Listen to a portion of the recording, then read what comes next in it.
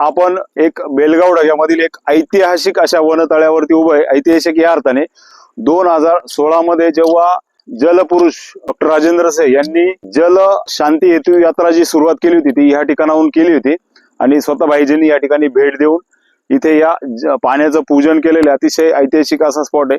खूप सुंदर असं वनतळ आहे। हे जे वनतळ इकडं दिवे जे बेलगाव ढग्याचे आहेत त्याचप्रमाणे इकडे मतेमाळा आहे। 2 ते 3 मीटर इथं डिसिल्टिंग होण्यास स्कोप आहे आणि डिसिल्टिंग जर झालं तर खूप साऱ्या प्रमाणात या ठिकाणी जलसाठा वाढेल आणि म्हणजे आजूबाजूच्या क्षेत्रातील पाण्याच्या पातळीमध्ये पण वाढ होईल।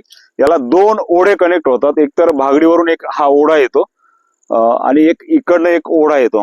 तर हे 2 प्रमुख ओढे छोटे छोटे ओढे जे संतोषाचेच एक पार्ट आहे एबी पार्ट त्या ठिकाणी हे बरोबर येतात। 2 ओढ्यांचा मिलनावरती बरोबर सुंदर असा एक आयडियल वनतळ कसा असावं एक सुंदर असा नमुना आहे आणि वन विभागाला विनंती की याचं डिसिल्टिंग व्हावं।